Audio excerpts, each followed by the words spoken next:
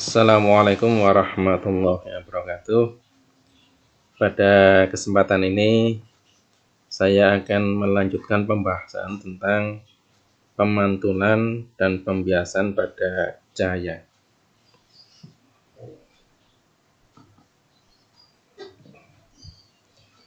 Yang pertama adalah pemantulan pada cermin. Pertama, cermin datar di sini.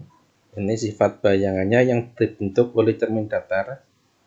Dapat dituliskan bahwa tinggi bayangan sama dengan tinggi benda. Yang pertama ini. Kemudian yang kedua, jarak benda sama dengan jarak bayangan. Kemudian sifat bayangannya adalah maya tegak sama dengan bendanya. Ini sudah kalian pelajari ketika di SMP. Kemudian ketika ada dua buah cermin datar membentuk sudut alfa begitu, maka jumlah bayangannya dapat dituliskan N sama dengan 360 dibagi alfa dikurangi dengan 1, di mana N-nya adalah banyaknya bayangan, alfa adalah sudut antara dua buah cermin datar.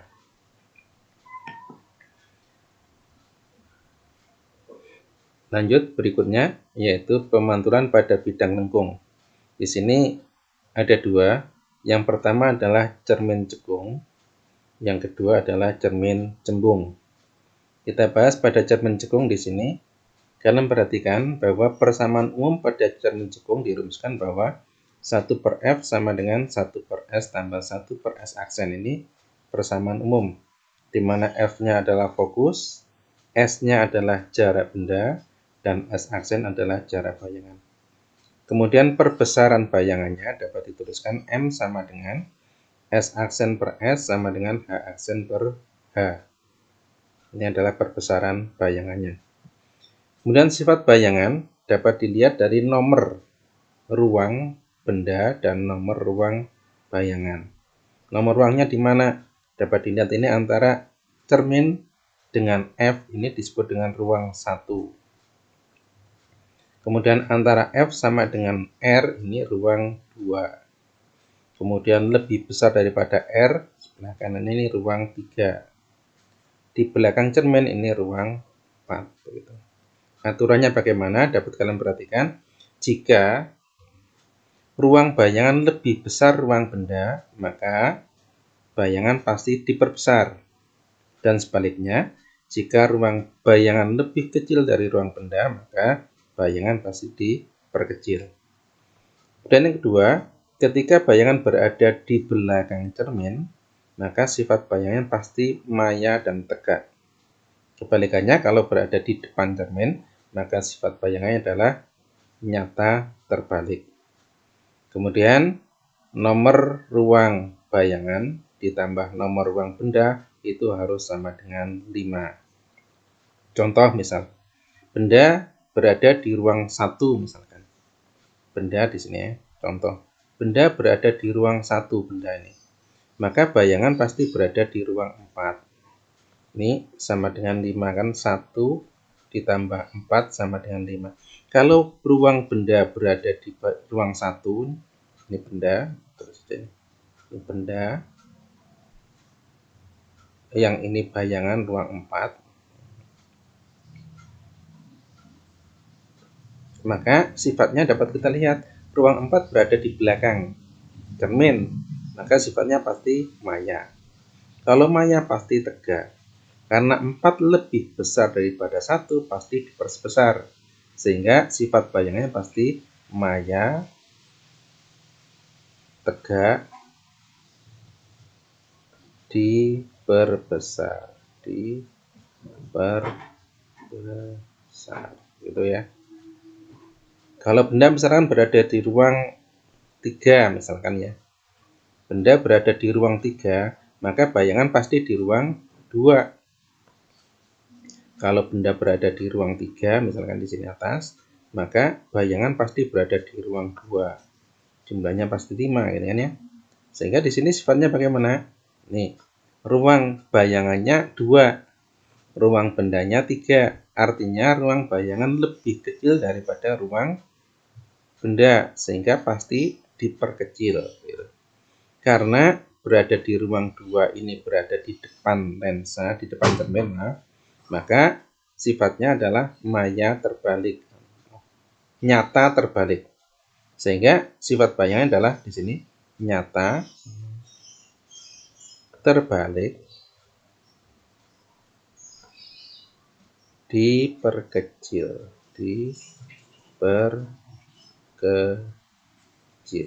itu, dan seterusnya.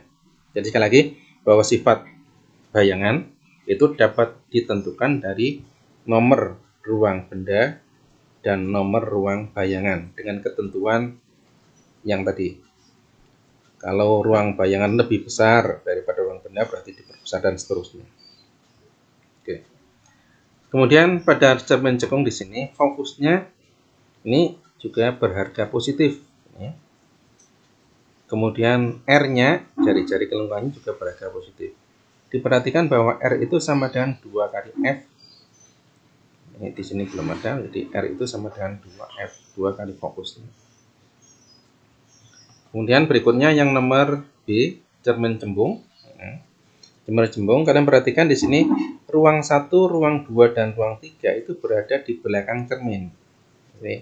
Ini adalah kita kasih ruang dulu, ini ruang 1, ruang 2, ruang 3 berada di belakang cermin. Ruang 4-nya berada di depan cermin. Artinya apa? Pada cermin cembung di sini hanya ada satu ruang benda yang berada di depan cermin, yaitu ruang 4. Sehingga sifat bayangannya juga hanya satu tok. Karena bendanya berada di ruang 4 gitu ya. Benda di ruang 4, maka bayangan pasti di ruang 1. Sama dengan 5. Ini benda tadi ya, benda, yang ini bayangan. Nah, dari sini maka sifatnya jelas. 1 ini lebih kecil, pasti diperkecil gitu. Karena 1 berada di belakang cermin, maka sifatnya maya. Sifat bayangannya hanya satu, yaitu maya, tegak, dan diperkecil,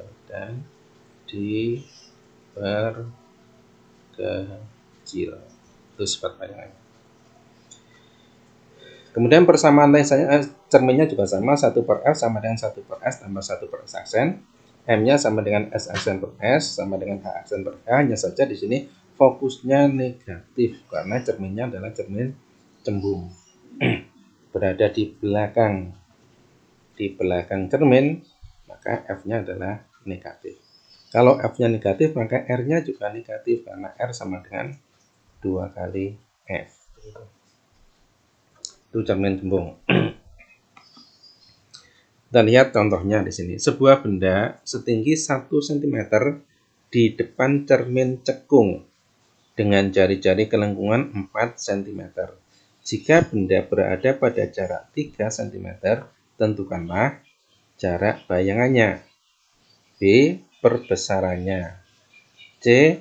Tinggi bayangan dan sifat bayangannya. Nah, untuk nomor 1 ini diketahui apa itu? Tinggi benda H. H sama dengan 1 cm. Gitu. Kemudian R sama dengan 4 cm. Sehingga di sini F-nya sama dengan 2 cm. Kemudian pada jarak, bendanya pada jarak S. S sama dengan 3 cm. Pertanyaannya adalah A, jarak bayangannya. S aksennya berapa? S aksennya berapa? Tinggal kita masukkan persamaan. 1/F sama dengan 1/S ditambah 1/S aksen. Maka kita peroleh 1/2 sama dengan 1/3 ditambah 1/S aksen.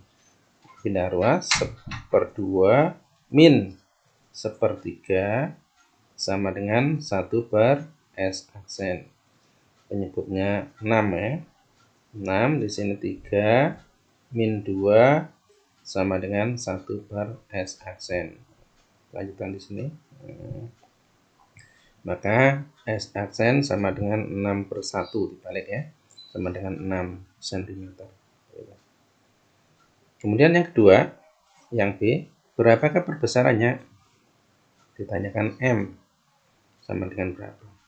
M sama dengan tadi S aksen per S sama dengan S aksennya adalah 6 dibagi dengan S-nya. S-nya 3 ya, sama dengan 2 kali. Kemudian C, pertanyaannya adalah tinggi bayangan. Ya, kita masukkan ke M aja, sama dengan H aksen per H. Maka H aksen sama dengan M kali H. Sama dengan 2 kali 1 ya, sama dengan 2 cm. Sifatnya bagaimana? Kalian perhatikan, ini jelas diperbesar 2 kali ya. Kemudian berada di ruang, kalau F-nya 2, kemudian S-nya itu 3, artinya bendanya berada di ruang 3. Nah, kalau kita gambarkan gini ya. Gini. Nah, gini. Ini F-nya itu 2 gitu. Di sini 4. Bendanya berada di ruang ini, di 3 kan berada di sini. Ini ruang 1, ruang 2. Berarti bendanya berada di ruang 2, maka bayangannya berada di ruang 3. Di ruang 3 sini. Ya. Ruang 3. Dengan tadi F, di sini R ya. Gitu. Di ruang 3. Kalau berada di ruang 3 pasti diperbesar. Karena benda berada di ruang 2, ruang bayangan lebih besar daripada ruang benda, maka diperbesar. Makanya di sini menjadi perbesarnya 2 kali. Kemudian berada di depan, maka sifatnya adalah nyata dan terbalik. Nah, sifat bayangannya adalah nyata, terbalik, dan diperbesar. Berapa perbesarannya? 2 kali. Begitu. Dan nomor 2. Kalian perhatikan, sebuah benda diletakkan di antara 2 buah cermin datar yang disusun sedemikian rupa sehingga membentuk sudut 45 derajat satu sama lain. Berapakah jumlah bayangan benda tersebut? Ini diketahui alfa sama dengan 45. Pertanyaannya berapakah N-nya? N sama dengan 360 dibagi alfa min 1 sama dengan 360 dibagi 45 min 1. Berapa ini? 360 dibagi 45. 8 ya. Min 1 sama dengan 7. Jadi ada 7 bayangan. Yaitu contoh soalnya. Kita lanjutkan pada pembiasan di sini. Pembiasan merupakan suatu peristiwa pembelokan arah rambat cahaya ketika mengenai batas 2 buah medium yang berbeda.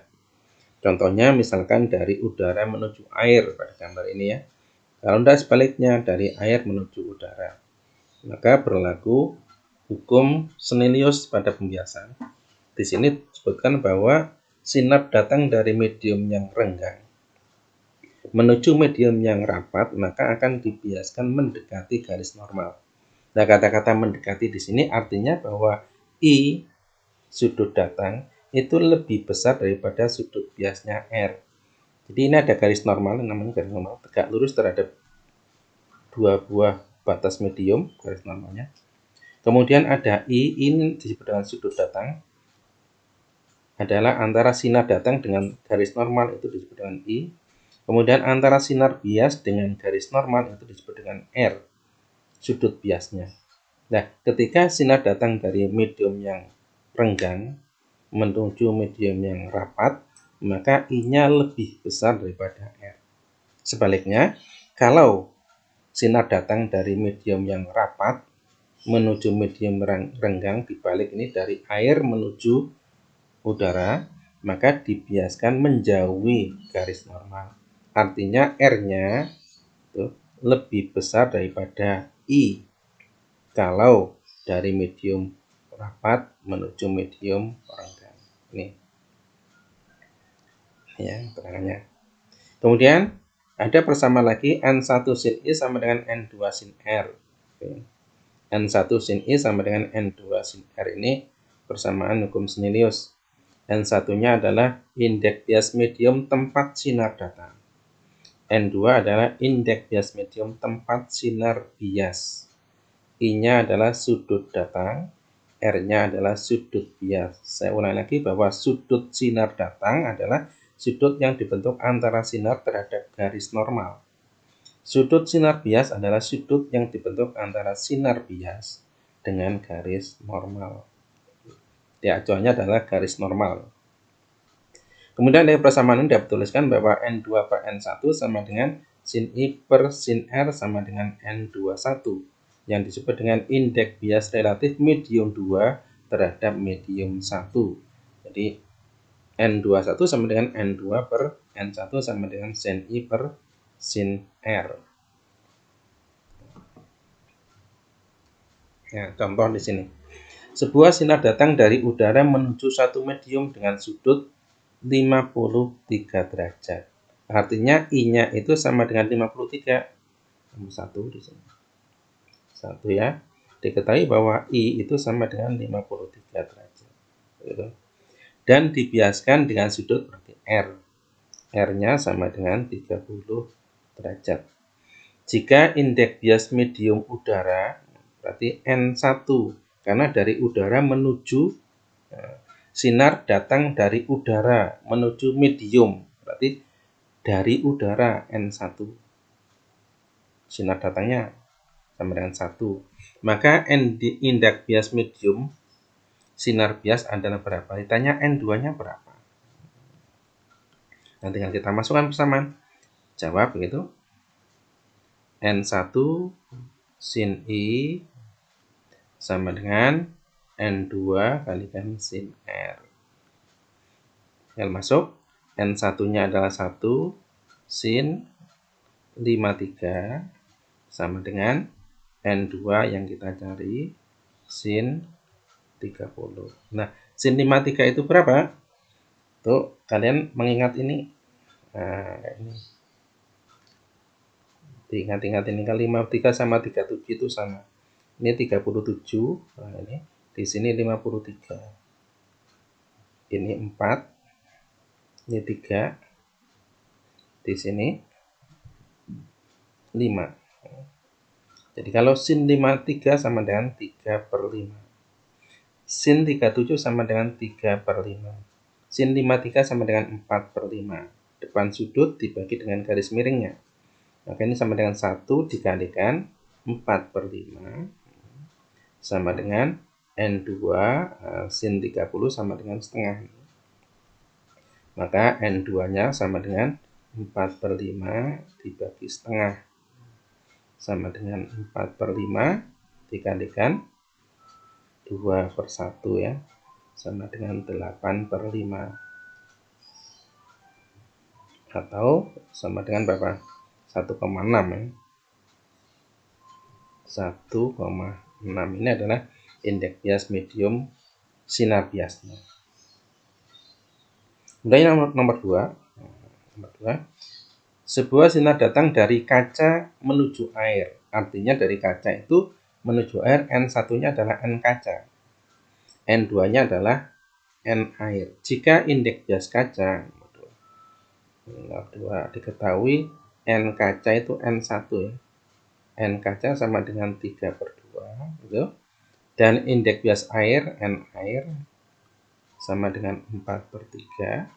Tentukanlah besarnya indeks bias relatif antara kaca dengan air, berarti NKA sama dengan NK dibagi NA sama dengan 3 per 2 dibagi 4 per 3 sama dengan 3 per 2 kali 3/4 sama dengan 9/8.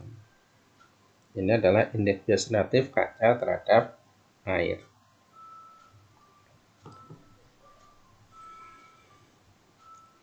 Kita lanjutkan pada bidang lengkung.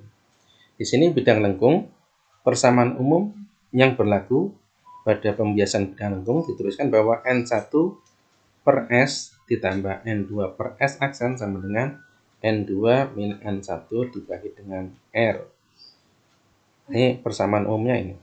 Dengan ketentuan bahwa R-nya adalah jari-jari kelengkungan, kemudian R positif jika permukaan cekung, dan negatif jika permukaannya cembung. Cekung dan cembung itu dilihat dari sinar datangnya dari mana. Misal kalau di sini pada gambar ini, kalau sinar datangnya itu dari A, dari O, dari udara di sini, dari udara, maka ini bentuknya cembung. Tapi kalau sinar datangnya itu dari kaca ya, maka R-nya adalah cekung. Jadi kalau cekung nanti positif, kalau cembung negatif. Jadi cekung dan cembung dilihat dari sinar datangnya. Nah, ketika R-nya itu datar misalkan, kalau kalian melihat ikan dari permukaan akuarium gitu ya, bentuknya datar dari permukaan sih, maka R-nya sama dengan tak terhingga. Jadi kalau datar itu R-nya sama dengan tak terhingga. R tak terhingga jika permukaannya datar. Permukaannya datar. Jadi sekali lagi, kalau permukaannya cekung itu positif, kalau permukaannya cembung negatif, kalau datar R-nya tak terhingga. N1 tempat sinar datang, N2 tempat sinar bias. S jarak rendah, S aksen jarak bayang. Oke. Nah, contoh ini. Seekor ikan berada di dalam akuarium yang berbentuk bola dengan diameter 40 cm. Jadi diketahui di sini D sama dengan 40 cm. Maka muncul R-nya sama dengan 20 cm. Ikan berada pada jarak 20 cm, berarti S jarak ikan sama dengan 20 cm. Dari dinding permukaan akuarium. Pada saat yang sama, seorang melihat ikan dari jarak 50 cm. Ini S ikan ya. S ikan. S orangnya itu pada jarak 50 cm. Jika indeks bias air, berarti NA-nya sama dengan 4/3. Tentukanlah bayangan ikan yang dilihat oleh orang dulu. Di bayangan ikan yang dilihat oleh orang, berarti tanya SI aksen berapa? Yang A ya. Yang A, SI aksennya berapa? Jadi gini, ceritanya ada bola. Bentuknya kan bola gini ya. Ini ada ikan, air, ikan. Ikannya jaraknya ini sebenarnya berapa? 20 cm. Jadi kalau seperti ini, kalau ada orang yang melihat di sini, ada orang berada di luar ini, melihat ikan pada jarak berapa jika ikan yang sebenarnya itu jaraknya berapa? 20 cm. Nah, kalau bentuknya seperti ini, maka cahaya itu datangnya dari ikan menuju mata orang, sehingga orang bisa melihat ikan gitu. Jadi mengapa orang bisa melihat? Karena ada cahaya yang masuk ke mata orang. Dari mana? Dari ikan. Maka di sini N1-nya adalah N air, tempat ikan. Gitu ya. Jari-jarinya di sini R-nya menjadi negatif cekung. Kalau mau cekung, berarti positif ya. Cekung. Karena berbentuk cekung di sini, maka R-nya positif. Sehingga pada kasus yang pertama ini, biar kita masukkan N1 per S ditambah N2 per S aksen sama dengan N2 min N1 dibagi dengan, ini persamaan umumnya. N1-nya tempat ikan, karena orang melihat ikan. Berarti sekali lagi cahaya itu dari ikan, menuju ke mata orang. Tempat ikannya adalah air, maka N1-nya adalah N air. N2-nya adalah N udara. Maka masukkan di sini. Ini menjadi Na, kita tulis dulu aja, per S ikan ditambah N udara per apa? S ikan aksen itu sama dengan N udara dikurangi N A dibagi dengan R. Masuk. Na-nya adalah 4/3 dibagi dengan 20 ya, ditambah 1 per S aksen itu sama dengan 1 dikurangi 4/3 dibagi, karena sekali lagi ini bentuknya cekung positif, dibagi R-nya 20. Begitu. Ya, kita masukkan berapa ini? 4/60 ya. 4/60 ditambah 1 per S1 aksen sama dengan, kan 3/3 dikurangi 4/3 menjadi min 1/3. 1/3 dibagi 20. Ini sama dengan 4/60 ditambah 1 per S1 aksen sama dengan min 1/60. Lanjutkan di sini. Nah, kita peroleh 1 per SI aksen itu sama dengan 4/60 ditambah 1/60. 4/60 ditambah 1/60 sama dengan 5/60. Sehingga SI aksennya sama dengan 60/5. Sama dengan berapa ini? 12 ya. Jadi yang dilihat orang itu pada jarak 12. Padahal ikannya sebenarnya jaraknya 20 cm. Karena apa? Adanya pembiasan pada bidang lengkung. Kemudian yang B kan berarti kan. Ini untuk yang B.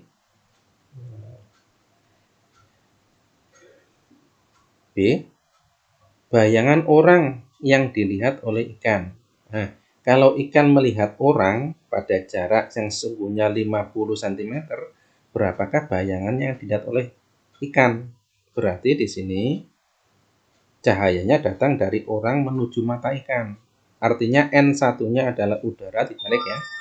N2-nya adalah air. Kan di sini N1-nya sama dengan N udara sama dengan 1. N2-nya itu sama dengan N air sama dengan 4/3. Nah, kalau datangnya dari udara, dari orang menuju ikan, maka bentuknya cembung, maka R-nya menjadi negatif. Sehingga di sini R-nya nanti bukan positif tetapi min 20. Nah, berapa besarnya S aksennya? SO aksennya ini. Kalau masuk bersamaan N1 per S orang ya, ditambah N2 per S orang aksen sama dengan N2 min N1 dibagi dengan R. Tinggal masuk. N1-nya adalah 1 per 50 ditambah N2-nya 4/3 per SO aksen sama dengan 4/3 dikurangi 1 per min 20. 4/3 dikurangi 1 menjadi 1/3. Menjadi 1/3 min 1/60 sama sekali. Tadi ya. Min 1/60. Min 1/60. Kalau sudah, ini pindah ruasnya ke sana. Jadi 1/50 kurangi tambah ya 1/60 sama dengan 4/3 SO aksen bilah ruas. Ini penyebutnya kita gunakan berapa? 300 ya.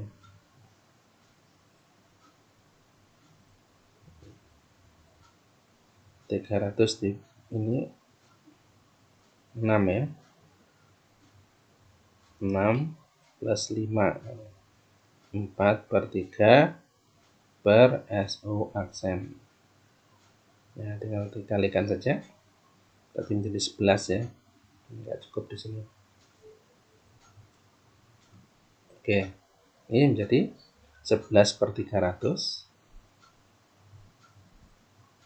sama dengan 4/3 per SO aksen. 11 SO aksen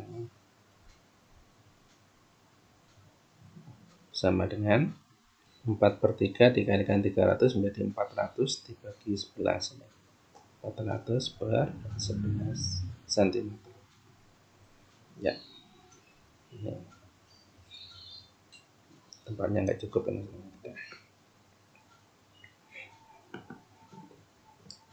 Ya.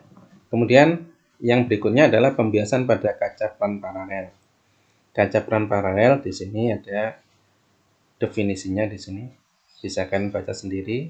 Jadi bentuknya seperti batu bata itu berbentuk dari kaca. Kalau enggak seperti korek api di sini dijelaskan. Tapi semuanya berbentuk kaca. Itu adalah bentuk kaca plan paralel.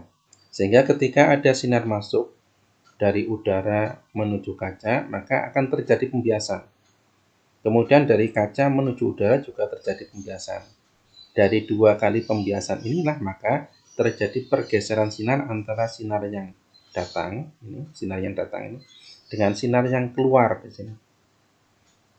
Sinar yang datang harusnya lurus, sinar yang keluar berada di sini. Nah, besarnya pergeseran ini, pergeseran T, itu sama dengan D sin I min R per cos R. Ini persamaan pergeseran pada kaca plan paralel.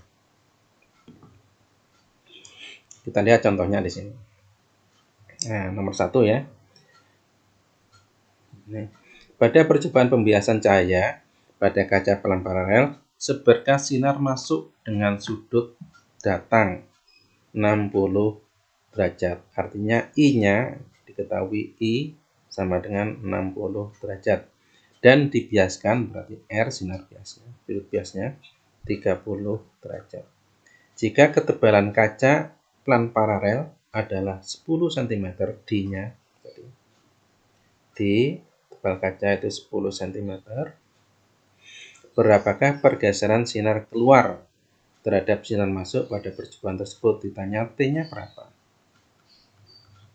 Nah, tinggal kita masukkan T sama dengan tadi D sin I min R dibagi dengan cos R. Ya, sama dengan 10 dikalikan sin I-nya adalah 60 dikurangi 30 dibagi dengan cos 30. Cos 30. Ini R ya, bukan I ya. Cos 30.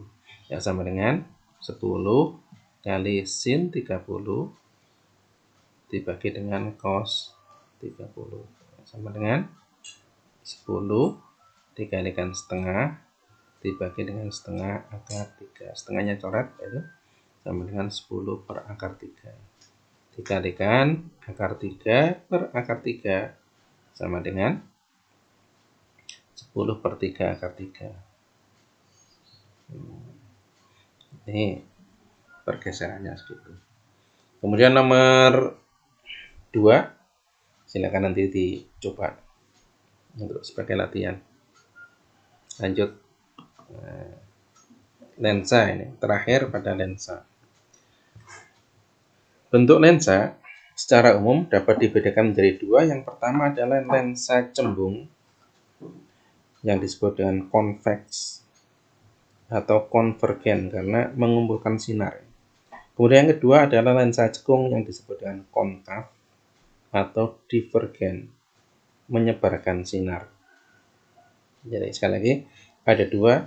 Yang pertama adalah lensa cembung yang disebut dengan konveks atau konvergen. Yang kedua adalah lensa cekung yang disebut dengan konkav atau divergen. Ini bentuk lensa dapat dilihat pada gambar di bawah ini. Ini menentukan R-nya positif atau negatif. Ya. Contoh ini berarti cembung-cembung atau biconvex. Artinya R1-nya positif, R2-nya juga positif. Nanti berkaitan dengan persamaannya harus tahu. Kemudian yang kedua di sini adalah cembung cekung atau konveks konkav. Maka R1-nya adalah positif, R2-nya negatif. Kemudian pada gambar yang ketiga, di sini adalah plan konveks. Plan konveks, datar cembung. Maka R-nya di sini tak terhingga kalau datar. Kemudian yang ini positif. Gitu. Kemudian pada cermin cekung, lensa cekung juga gitu, ada 3 macam. Yang pertama adalah bikonkav. R1-nya negatif, R2-nya juga negatif. Kedua-duanya cekung, bikonkav. Kemudian yang tengah di sini, kalian perhatikan, cekung cembung, konkav konveks. R1-nya negatif, R2-nya positif. Yang terakhir pada cermin lensa cekung ada plan konkav, datar cekung, datarnya tak terhingga, kemudian cekungnya negatif. Ini penentuan R. Fungsinya untuk masuk ke dalam persamaan, sehingga kan harus tahu R-nya nanti positif atau negatif tergantung pada bentuk lensanya. Kalau cembung-cembung berarti positif-positif, cembung cekung berarti positif negatif, dan seterusnya tergantung pada soalnya. Datar cekung berarti tak terhingga sama negatif. Gitu. Ya, ini adalah sinar istimewa pada lensa cekung dan lensa cembung. Sinar istimewanya sudah dapat kalian baca sendiri. Yang pertama adalah sinar sejajar sumbu utama dibiaskan seolah-olah melalui fokus. Ini untuk cermin cekung. Lensa cekung. Kemudian untuk cembung, sinar datang sejajar sumbu utama dibiaskan melalui fokus. Kalau yang ini ada seolah-olah karena fokusnya berada di depan ya, dan di belakangnya. Kemudian yang ini juga sama, dan seterusnya. Sinar datang melalui fokus, ini seolah-olah menuju fokus, dibiaskan sejajar sumbu utama. Yang ini melalui fokus, dibiaskan sejajar sumbu utama. Yang terakhir, sinar melalui pusat optik akan diteruskan. Sama ini, melalui pusat optik akan diteruskan. Ini sinar istimewa pada lensa cekung dan juga lensa cembung. Ini persamaan umum pada lensa. 1/f sama dengan N2 per N1 min 1 dikalikan 1/R1 ditambah 1/R2. Ini persamaan yang 1/f sama dengan 1/S tambah 1/S aksen. Ini hubungan F terhadap R pada lensa. Yang ini hubungan F terhadap jarak dan bayangan. Perbesaran juga sama. M sama dengan S aksen per S sama dengan H aksen per H. Ya, di sini harga mutlak, artinya perbesarannya semuanya positif, tidak ada yang negatif. Kemudian P di sini ada bedanya di sini. Kalau cermin tidak ada P-nya, tapi lensa ada P-nya. P sama dengan 1/f. P-nya adalah kuat lensa, satuannya dioptri. Kalau kita menggunakan 1/f, maka F-nya dalam satuan meter. Tapi kalau P-nya itu sama dengan 100/f, boleh di sini. F-nya dalam satuan senti. Ini sama, boleh. Satuannya adalah dioptri. Kemudian ada perjanjian di sini, S positif jika berada di depan lensa dan S negatif jika berada di belakang lensa. Kebalikannya, kalau S aksen positif jika bayangan di belakang lensa dan S aksen negatif jika bayangan di depan lensa. Ini perjanjian harus diingat.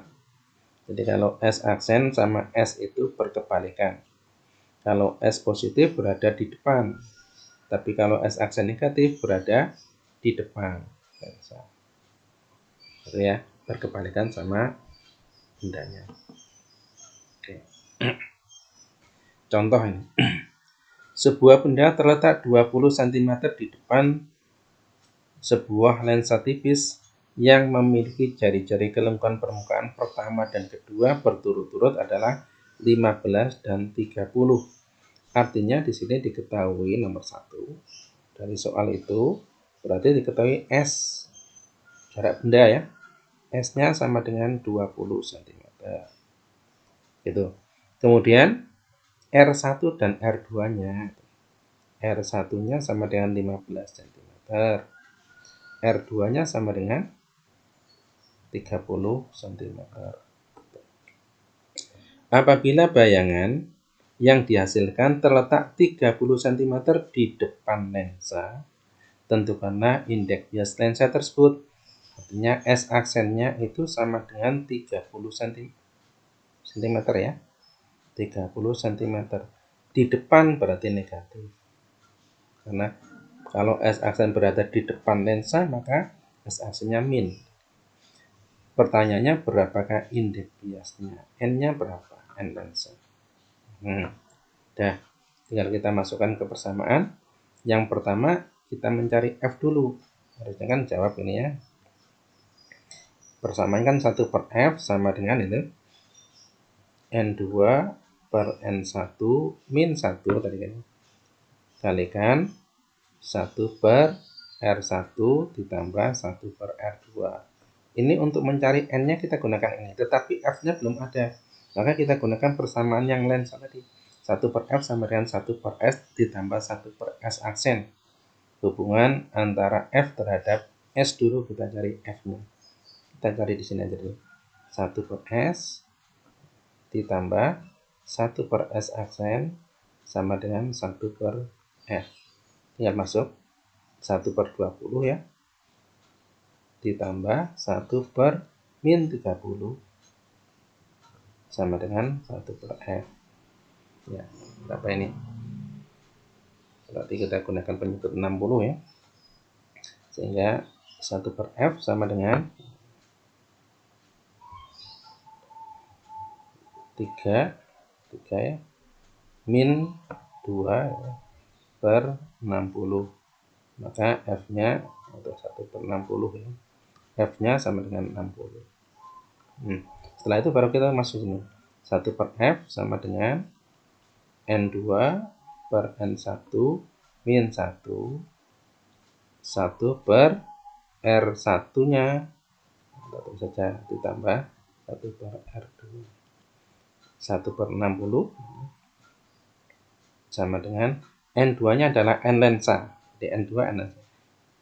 N1-nya adalah tempat lensanya, indeks bias medium tempat lensa. Di sini udara, N1-nya sama dengan 1.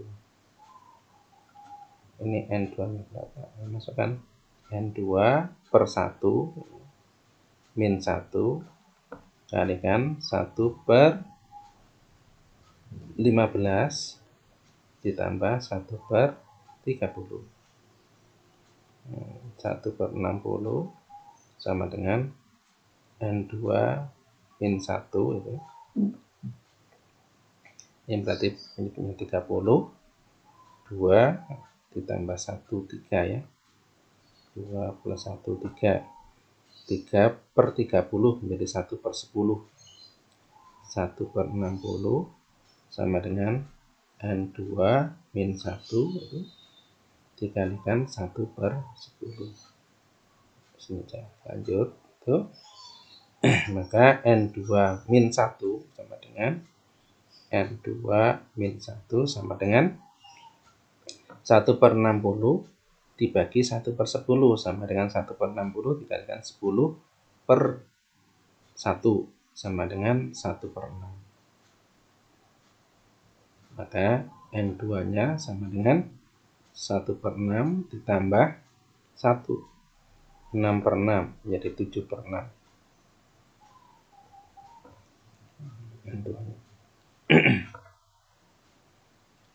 7/6. Ya, kayak gitu.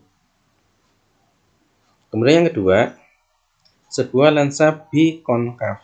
Tadi bikonkav. Ada bikonkav, ada bikonveks. Bikonkav simetris berjari-jari 8 cm dan berindeks bias 1,5. Jarak fokus lensa tersebut ketika berada di dalam medium berindeks bias 1,6 adalah berapa? Berarti nomor 2 diketahui apa? Nomor 2 diketahui R1 sama dengan R2 sama dengan 8 cm. Karena B tadi ya. R1 sama dengan R2 sama dengan 8 cm. N-nya, N lensanya adalah N2 sama dengan 1,5. Jarak fokus lensa tersebut ketika berada di dalam medium N1-nya. N1-nya sama dengan 1,6. Pertanyaannya F-nya berapa? Kita masukkan ke persamaan umum langsung. 1/F sama dengan N2 per N1 min 1 dikalikan 1/R1 ditambah 1/R2. 1/F sama dengan N2-nya adalah 1,5 per 1,6 min 1 dikalikan 1/8 ditambah 1/8. Ini menjadi 2/8 dan 1/4. Lanjutkan di sini. 1/F sama dengan ini 1,5 per 1,6 dikurangi 1,6 per 1,6 menjadi 0,1 min ya. Min 0,1 ini. Min 0,1 dibagi 1,6 dikalikan 1/4 tadi ya. 1/F sama dengan min 1/16 dikalikan 1/4 begitu ya. Sama dengan berapa ini? Tinggal kalikan aja. 1/F sama dengan 1/24 6 ya. Maka F-nya min ya. Sama dengan min 64 cm. Ya. Ya, ini latihan soal, silakan nanti dicoba di rumah. Kalau ada kesulitan silakan ditanyakan.